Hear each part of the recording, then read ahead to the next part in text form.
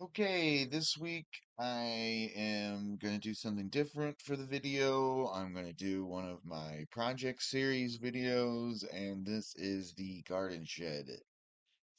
Here you can see it is just about finished up. I got some other stuff to kind of finish up down the road. I got to build doors on there, possibly, but this turned out pretty good. So first I started doing the corner post out of treated lumber, and I made this thing out of like just parts and pieces that I have from other projects around my house. I've had these clamps, all this stuff that have been sitting around from various other projects I did not use. So I tried to consolidate as many things as I could into this project.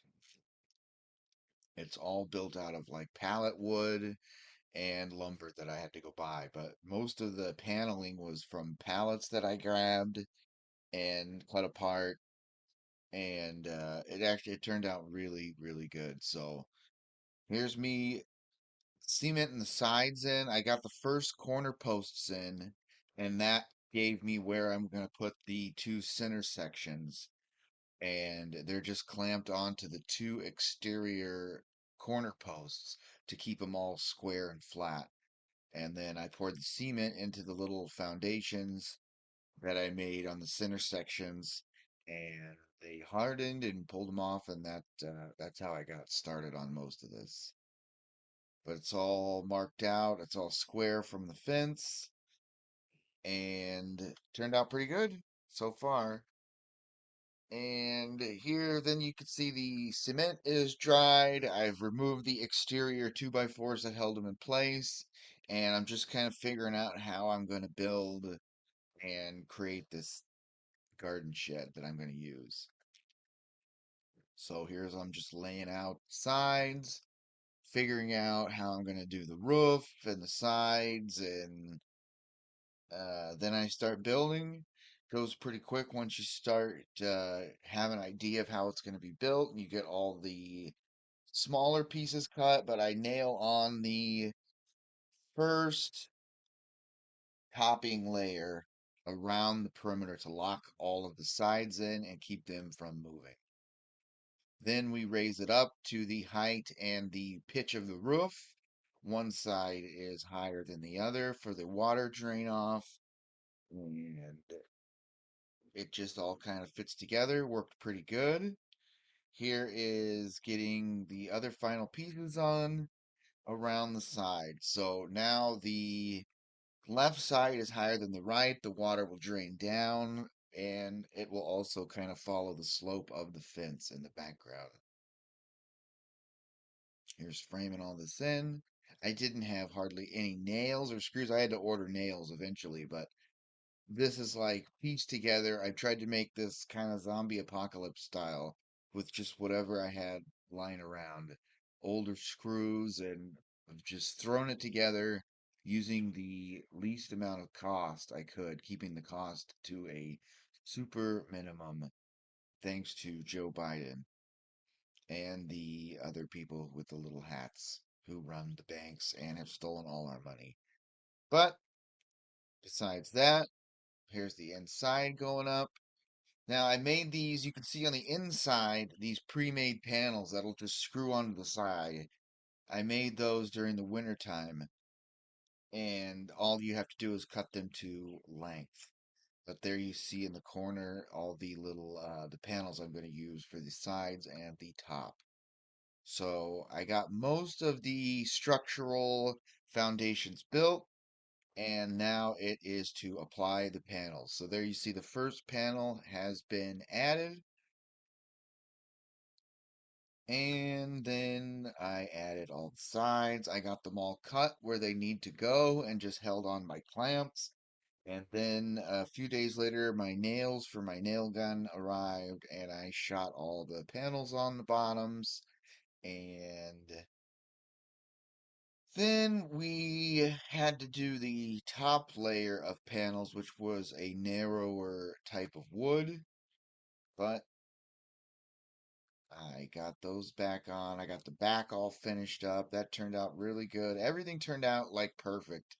Just perfect for a little storage area for all my yard tools and stuff. So we got the sides all on, panels are up, and then I kind of ran out of wood, so I had to think of what else I was going to use, and I had some old aluminum siding that I used from another shed that I tore down. So these aluminum siding panels were the roof from my other shed I had down here, and ended up bolting those on. And you can see there's the siding pieces. They're all camoed. It looks pretty cool. And they were overhanging at the top. I didn't know if I was going to fold them over and put them under the roof. You can see in the background, the back panel, it sticks up. But then I ended up just cutting it off. I figured you might as well just trim it off. So that's how the base of the shed looks. And it just kind of, everything kind of, when you get an idea of doing something, I was picturing this for all winter, how I was going to build this thing. And it just kind of all came together perfectly, uh, using the available materials that I had. Now, when it came time to do the roof, roofing and plywood and stuff is super expensive right now. It's like 50 bucks for a piece of real cheap half-inch plywood. Not to mention how much roofing is. I have to do a roof on my house pretty soon. But the prices of all this construction material is so high. I don't know how anyone can afford to do anything, fix up their house, or, do any of these projects unless you are really, really resourceful. So I had these old garage door panels that were 16 foot long for this giant garage door that I took apart and built a new garage door. And I had these panels. I've been sitting on them for maybe 10 years. And I figured I'm going to get those panels out, and that's going to be what my roof is. So I used my plasma cutter and cut all these panels in half right at 8 foot. So I had two ends. There's a cut end and a finished end of these panels. There's the finished end at the back, and you can see in the one in the foreground, the it's got like a hole is missing, but you just put a piece of flashing on the end, and it'll be fine. So I got these panels all cut, and they all have a grooving system. One end has like a male end, and the other end has a female end where they screw together. Now this I had to go buy a bunch of 2x4s and frame in the roof so you can see it's sloped downward the way it frames, and then I put some long pieces on and nailed all those in for the panels to bolt to, which you'll see the 2x4s going long ways, and those are all bolted down. That's what the panels screw down to after I get them all glued and cut. So here's the long pieces hooked on and nailed on. And after I got them all nailed, then we are ready to add the paneling, where the panels go up one at a time. And in between the panels, there's like a grooving system. And in between the groove, I put like roofing asphalt tar in the middle so it doesn't leak. And you can kind of see on the front of this panel there is a grooving. I'll show you that in a little bit in a second in the next slide. But there's the roof all on. Turned out really good. It all fit perfectly with the amount of panels I had. I think I had 5 panels, and this used, I think, like 3.5 panels. And the other panels I used up by my house for a covering that I had to replace also because I had 3 panels that fit perfectly somewhere else.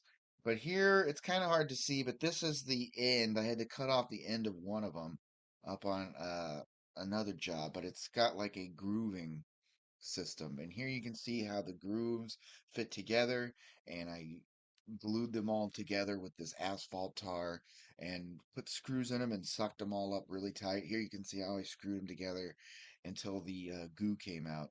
So that should keep it. Here you can see that's where the grooving goes together, and I put a bead of that asphalt tar caulk on there. So that should keep it from leaking, and it should be pretty neat. Here's how they're all bolted down. I bolted straight up from the bottom, drilled up, and put a nut on the back and a lock washer and some Loctite and screwed them all down. And I mean, it really firms everything up when you get the paneling on and the roofing on. And now it's a really nice little garden shed I could use. And I've already put shelving down there. There's a whole bunch of stuff I want to do, but I'm kind of have moved on from this project more towards the end of the year. I'll get down there and really start putting some stuff in. My chainsaws and blowers and weed eaters and all that kind of stuff will end up going down here during the winter to get it off of my deck and out of my garage. And my rototiller is down there, and it all turned out just right. The shelving and all of the stuff that goes down there. I made a workbench out of a freezer door because I threw away an old freezer. Here you can see the top of that workbench is the door of a freezer that I took apart. And it's just a nice big piece of metal that I framed in with some tops of pallets in the bottom and screwed it all down. It turned out really good. I'm happy with it. It's gonna really cut down on the crap floating around my house and property area. But turned out good. It's kind of like a zombie apocalypse shed that if you had to build something out of limited amount of supplies, you could do it and it wouldn't be too hard. This is the kind of existing area. This whole thing is on a giant downhill. So I've been leveling this whole area with sandbags. Sandbags are really cheap, or at least they were when I bought them. I think I bought 100 sandbags for like $30 and just fill them up and start building with them, fill it in.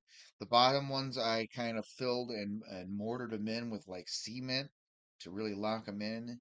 And now that it's 100 degrees in California, they are baked in, and that turned out really good. There you can see the outer perimeter is really dirty because this is during the process of building. Now all this crap in the background goes into that shed, and it's all nice and clean and turned out good. And here's the outer fences. You can see the stepstones there. Those are made out of wine barrel rings.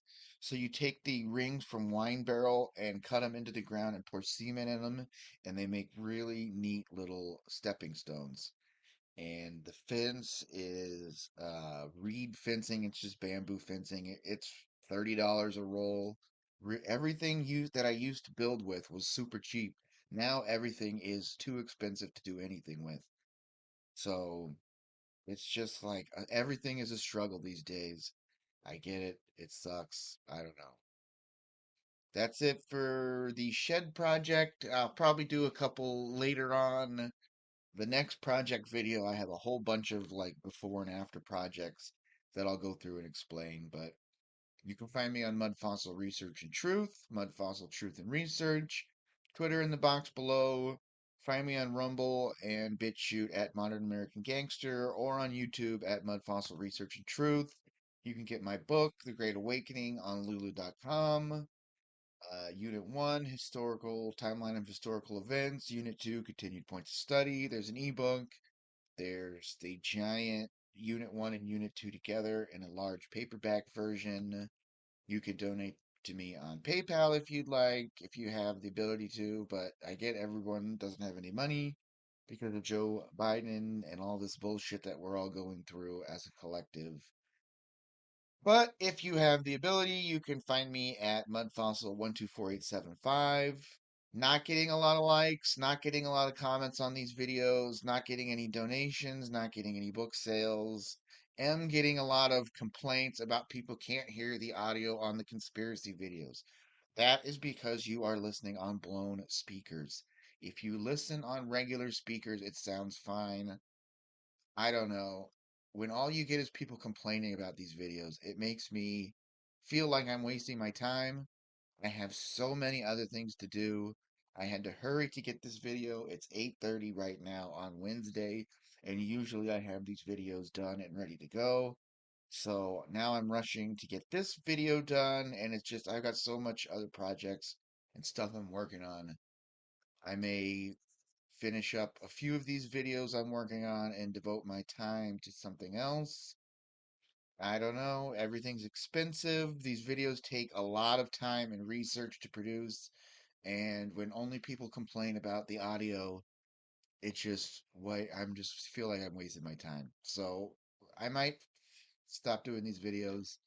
We'll see. There's a lot to cover. I have tons of information to put out there, but through the shadow banning, through the being blocked, through the people controlling the media and stuff. It just none of this stuff goes anywhere. And then eventually the people who do listen just take all my information and make their own video from it. So I don't know. I feel like it's just a waste of time and I don't know what else I'm gonna do. I might switch and try to do something else. Thank you for watching. Please like, subscribe, follow, share this video and other videos, comment, leave a question. That's the end. That's the end. All right. I hope you enjoyed. Check it out. Hopefully, I'll have another video next week. There's a special anniversary next week, and I'm going to do a special edition video to cover that. You'll see next week. Okay. Thank you.